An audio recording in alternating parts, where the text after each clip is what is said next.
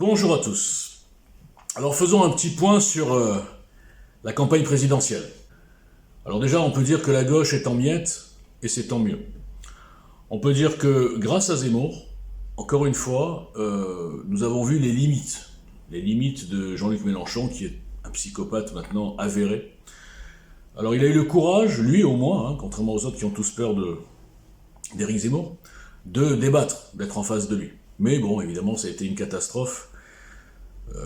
On n'a jamais vu un type un politicien, soi-disant, digne d'être candidat, qui traite son interlocuteur de chien à la niche. Enfin bon, on a vu des trucs horribles. Alors, donc Mélenchon, pour moi, est foutu. En plus, merci Taubira, merci.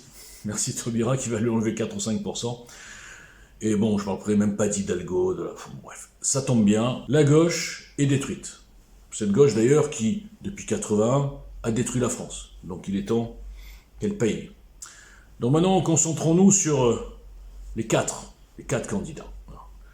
Emmanuel Macron, Marine Le Pen, Valérie Pécresse et donc Éric Zemmour. Alors qu'est-ce que nous observons depuis quelques jours ? Eh bien, le RN, c'est la panique. Le RN paye ce que je dénonçais moi tout seul, bien sûr, sans aucune visibilité, depuis 4 ans, en avance. Et j'expliquais que la PME familiale Le Pen avait l'impression d'avoir le monopole du patriotisme. Marine Le Pen a pris en otage le camp national, on peut dire ça comme ça, en affirmant sa candidature il y a plus de 2 ans. Et ensuite, dans leur scénario, c'était que personne ne bouge, dès que quelque chose se crée, on va le casser, comme la Convention de la droite, par exemple, ou même moi, à mon petit niveau, avec EJL Citoyen. Et donc pourquoi ? Pour finalement protéger sa présence au deuxième tour, et donc protéger sa défaite évidente, puisque le système n'attend que ça. Et donc là, il y a eu la surprise. Est apparu l'OPNI, l'OPNI annoncé par EJL Citoyen depuis 2017. Nommé même, puisque j'avais bien dit que c'était quelque chose comme Zemmour ou De Villiers, qui pourrait changer la donne et surprendre le système. Alors elle peut jouer la sérénité, moi j'ai rien contre Marine Le Pen, je le dis tous les jours, mais là c'est la panique, c'est la débandade, tout le monde s'en va parce que de toute façon personne n'y croyait même autour d'elle.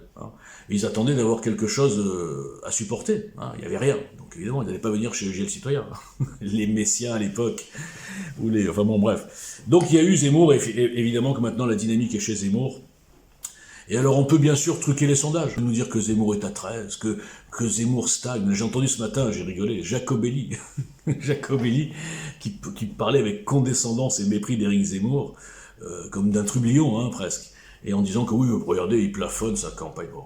C'est-à-dire que Jacobelli, il est marrant, comme tous ces gens du RN depuis des années, ils adorent croire aux sondages quand ça les arrange. Ils ne croient pas du tout que Macron est à 25, évidemment, on le sait que c'est faux. Alors, en revanche, si on leur dit Marine Le Pen est à 18, ils y croient. Bon, je l'appelais déjà il y a 2 ans, de ma petite chaîne YouTube, là, j'ai appelé Marine Le Pen à tirer les conséquences des évidences et de se retirer. À l'époque, je disais, faites une grande réunion, on vient tous et on monte une équipe, sans forcément une tête, mais on monte une équipe avec un programme différent. Bon, j'y viendrai plus tard pour le programme. Bon, évidemment, qui c'est qui va écouter un inconnu. Bon, en tout cas, maintenant, je veux dire, si Marine Le Pen a un petit peu d'honneur, et si elle pense vraiment à la France avant son petit parti, sa petite boutique, elle se retire maintenant, pour que nous soyons sûrs d'être au deuxième tour avec Éric Zemmour, et nous soyons sûrs au moins d'avoir des chances de gagner. Parce qu'elle le sait. Avec le RN, c'est impossible. Alors en face, il y a Valérie Pécresse, pion numéro 2 du système. Valérie Pécresse, c'est extraordinaire que les gens des LR, je parle des cadres, etc., la soutiennent. Il y a une partie des gens qui la détestent, qui savent qu'elle ne vaut rien, qui savent que c'est une Macron bis, qui savent qu'elle est complètement déconnectée, qui savent que son nouveau ton de Thatcher française est complètement surfait, qu'elle n'a aucun charisme, qu'elle exploserait en vol lors du débat contre Macron, et pourtant ils la soutiennent. Ils savent aussi bien sûr qu'elle est partie des LR, parce que Wauquiez était trop dur, vous imaginez, et maintenant elle fait du Wauquiez puissance 10. Bon, donc elle n'a aucune crédibilité, elle vient des mêmes castes, elle vient des mêmes... Alors son mari chez Alstom, elle chez Bilderberg, franc-maçon, c'est pas possible, quoi. Donc ça veut dire que là, et là je suis très déçu de certains, ces gens-là n'ont aucune colonne vertébrale. Comment ces gens-là ne pensent qu'à leur petite carrière ? Leurs idées sont chez Zemmour, mais leur carrière, ils pensent, j'espère qu'ils vont se tromper, qu'ils vont payer cette erreur. Ils pensent que leur carrière doit être chez LR. Le LR, alors, rappelez-vous quand même qu'il y a 1 an, tout le monde disait que le LR était mort, même moi, ok? Et là, d'un coup, parce qu'il y a une espèce un petit coup de pouce du système, on redonne une dynamique et on devient légitime. Pourquoi ? Parce qu'on est un parti de gouvernement. Ce qui me fait rigoler, c'est que ces gens se targuent d'être des partis de gouvernement, donc avec les partis socialistes à l'époque et bien sûr En Marche maintenant. Ils se targuent, ils se vantent, alors que depuis 40 ans, c'est une catastrophe. Ils ont ruiné la France psychologiquement, financièrement, et ils se targuent encore de « oui, nous sommes les seuls compétents ». Mais quand est-ce que les gens vont se réveiller ? Alors là, je reviens sur mon leitmotiv depuis 2017. Quand est-ce que les gens vont se réveiller sur cette caste d'incompétents, de soi-disant sachants, qui ont détruit notre pays, cette caste de politiciens ? Quand vont-ils se réveiller ? Aujourd'hui, nous avons la chance d'avoir un mouvement différent, un mouvement autre chose, du type EJL, mais plus sérieux, parce que les gens qui sont là, ils sont connus, hein. C'est pas des inconnus comme moi. Nous avons la chance d'avoir quelque chose qui part sur une autre base. D'ailleurs, il faudra en parler de la base. Donc, oubliez ces LR. Ils ne sont en rien légitimes. Ils ont trahi le peuple. Le Sénat a validé tout ce que fait Macron. La moitié des ministres de Macron sont des ex-LR. Les LR sont consanguins. Les LR font partie du système qui rend la France complètement impuissante et soumise depuis 40 ans. Alors, il faut arrêter de tomber dans les mêmes pièges, les enfants. Donc Valérie Pécresse, pour moi, c'est 3 fois pire que Marine Le Pen. Et pire encore, non, peut-être pas pire que Macron quand même. Non, Macron, c'est le recordman. Donc, et là, alors maintenant, parlons de Macron. Macron, c'est marrant ce qui se passe. Moi, j'ai une analyse un peu spéciale. Depuis longtemps, je me suis toujours dit que le système allait changer de pion, allait le lâcher à un moment donné, parce qu'il est allé trop loin. Il s'est senti un petit peu trop libre, parfois. Et je me suis dit, ils vont remettre le pion numéro 2, c'est-à-dire Édouard Philippe, que le système avait déjà imposé à Macron en Premier ministre, il faut quand même le savoir. Et quand j'ai vu que la création du parti Horizon, et quand j'ai vu Édouard Philippe qui sort un petit peu de sa boîte, là, qui commence un petit peu à essayer de surfer sur sa popularité, qui est bonne encore, il a une bonne cote, hein. Ils l'ont bien exfiltré en juillet 2020, donc il a réussi à passer au travers des gouttes de la Covid, si j'ose dire, à travers des injections. Et donc là, il joue un petit peu un double jeu. Il est un petit peu en stand-by. Il dit, je vais soutenir Macron, mais il attend de voir si Pécresse, s'il n'y a pas un effet Pécresse, bien sûr boosté par le système, des faux sondages, etc. Et il se dit, bon, je vais pas trop me mouiller parce qu'on ne sait jamais, peut-être que le bon pari, c'est Pécresse. Donc tous ces gens ne sont motivés que par leur carrière, le potentiel, où est-ce que je peux me faire une place au soleil encore plus chaude. Donc voilà ce que c'est le microcosme et la caste des politiciens. Voilà ce que EJL condamne, dénonce, démasque depuis 4 ans, dans l'ostracisation du système, forcément. Vous imaginez un mouvement qui arrive et qui dit « je supprime 6000 et quelques postes d'élus inutiles », les régionaux et les départementaux, et les européens aussi, c'est fini les élections européennes. Vous imaginez quelqu'un qui vient comme ça? Mais ça casse tout. Les mecs, ça leur gagne-pain. Donc évidemment qu'ils veulent pas un type comme ça, et le système non plus, et leurs amis le journalistes non plus, donc bien sûr qu'on ne donnera jamais la parole à ce type-là qui est un inconnu.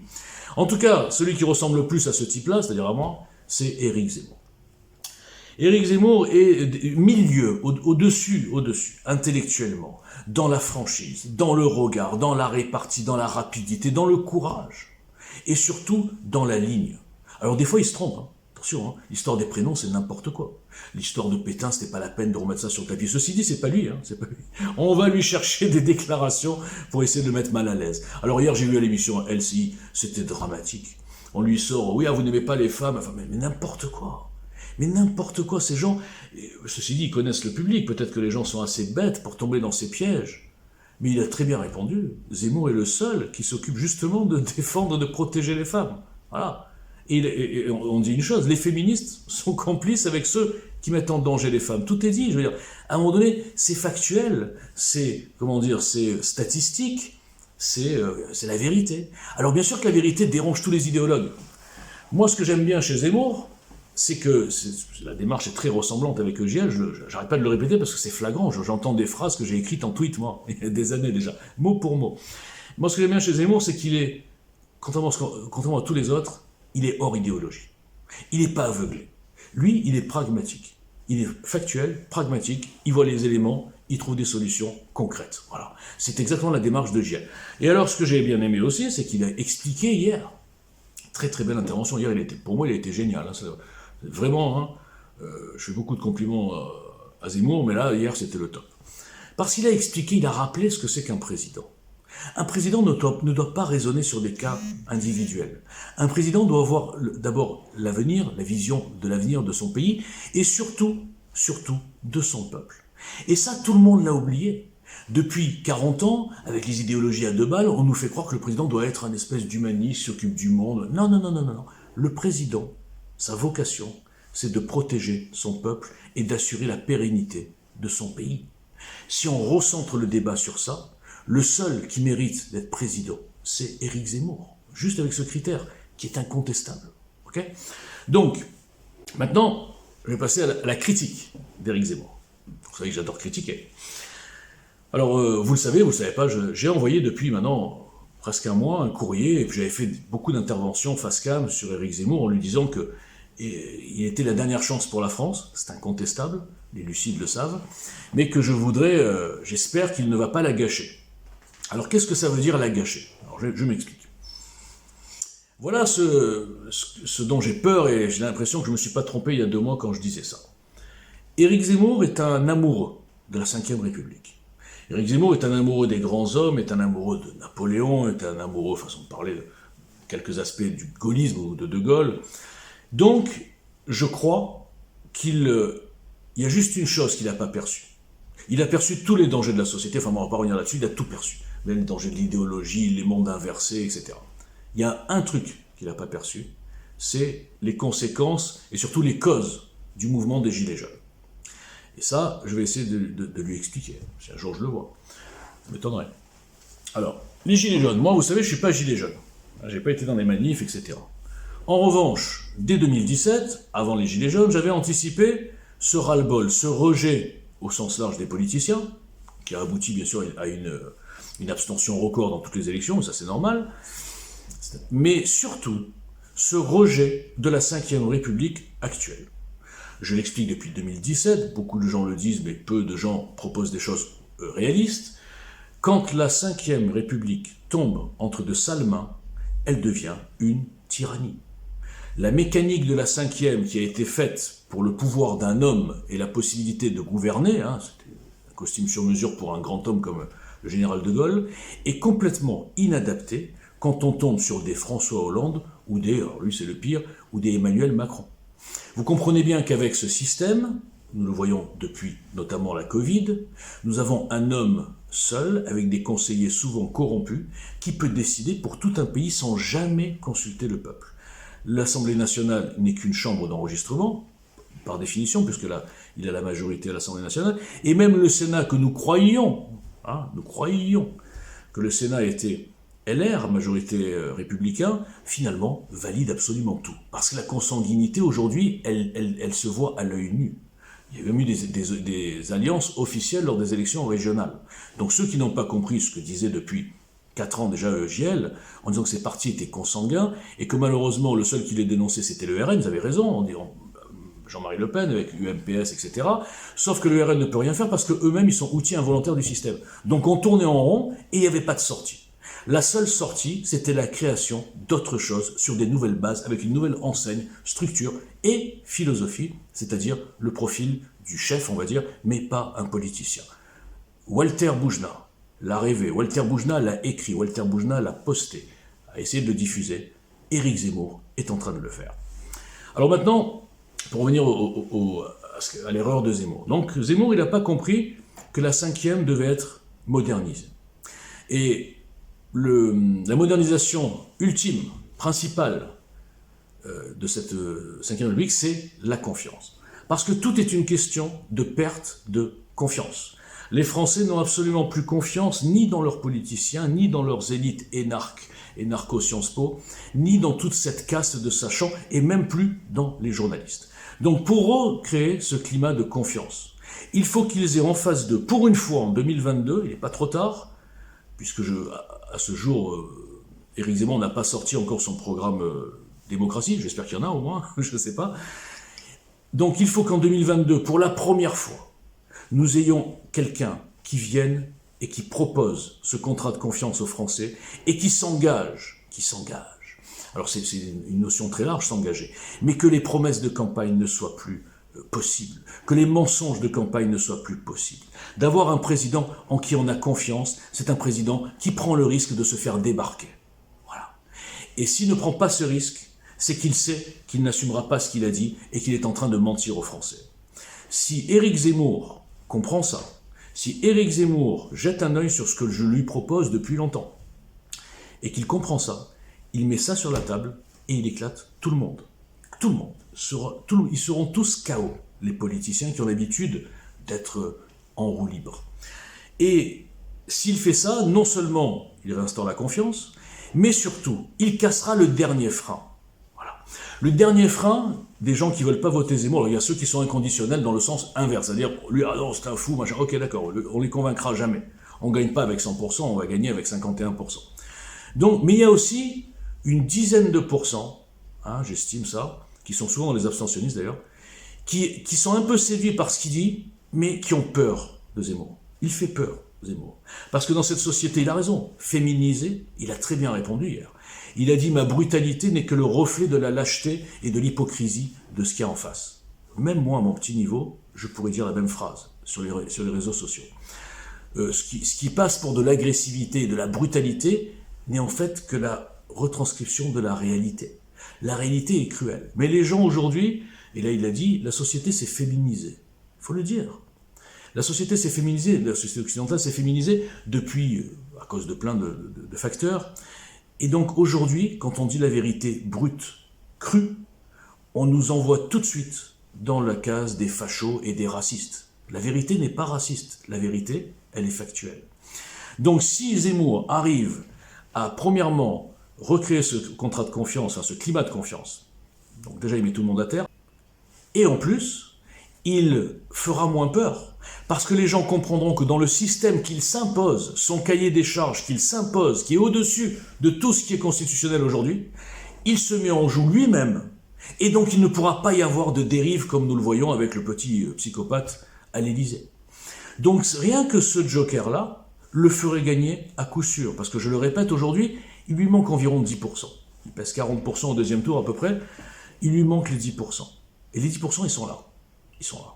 Alors ensuite, la deuxième petite erreur, je crois, de Zemmour, j'ai pas encore vu pareil, son programme justice, je l'attends. Je ne parle pas des mesures. Oui, les mesures, d'accord, c'est les mêmes que JL, ok. Mais au-delà des mesures de la justice, il y a le fonctionnement de la justice. Si Zemmour est courageux, s'il propose le contrat de confiance, il faut qu'il assure une séparation des pouvoirs. Sinon, ça ne marche pas. Alors évidemment, et là, c'est là où je dis que Zemmour a, je pense, a peur de la dérive gouvernement par les juges. Moi aussi, j'aime pas ça. Bon. Mais, néanmoins, chez EJL, nous avons un système qui empêche le gouvernement par les juges, justement, mais qui garantit la séparation des pouvoirs, notamment dans les dossiers politiques. D'accord ? Si il regarde ces deux aspects, la modernisation de la Ve République et la réforme de la justice en profondeur, eh bien là, il aura la canne floche. Il sera inattaquable sur la confiance même en lui, c'est-à-dire que je me mets devant vous les Français, voilà ce que je propose, vous avez été d'accord, je vais le faire, si je ne le fais pas, vous me virez, je schématise. Là, nous aurons un produit global, incassable, original et incassable, et en fait, je dirais en deux mots, ce qu'attendent les Français. Et le personnage qu'on essaye de dépeindre de Zemmour, qui n'aime pas les femmes, Zemmour raciste, toutes ces bêtises, elles seront évacuées par la force de la proposition. Parce que oui, il n'augmentera pas simplement en allant chercher à droite à gauche des petits barons des RN ou des LR. C'est pas ça qui fait augmenter. Parce que les gens, ils votent déjà pour lui dans leur tête. C'est pas parce qu'un tel ou un tel va venir qu'ils vont voter plus. Je parle du deuxième tour. Là. Le premier tour, pour moi, il est acquis. Au deuxième tour. On gagne des électeurs avec la force, l'originalité, la puissance, la cohérence de la proposition. Donc, programmatique. Et tout ça dans un climat de confiance. Tout est là. Dommage que j'ai pas ce fameux rendez-vous avec Éric Zemmour parce que je pense qu'en 10 minutes, je peux le convaincre. Alors, si vous voulez, donner une chance à un inconnu qui a 4 ans d'avance, qui peut le prouver, qui est boycotté, mais on ne sait pas pourquoi, enfin oui, moi je sais pourquoi, trop d'avance crée le boycott. Quand on est inconnu, hein, bien. Eh bien, si vous voulez aider cet inconnu à rencontrer Éric Zemmour et le faire gagner, hein, eh bien, diffusez cette vidéo. Je la couperai en morceaux. Diffusez cette vidéo. C'est un appel à Éric Zemmour, qu'il regarde un petit peu. Écoutez, je vais prendre un exemple très clair. Il a bien répondu à Jacqueline Moreau. Oui ou non? Voilà, je pense que tout est dit. Donc, on ne répond pas simplement aux gens parce qu'ils passent à la télé, on peut aussi répondre aux gens et regarder ce qui se passe, même chez des gens qui ne passent pas à la télé, pour des raisons bien précises, et qui ont travaillé depuis 4 ans.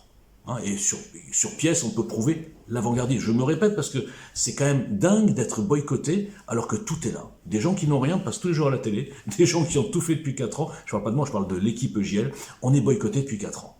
Va comprendre Charles. Merci.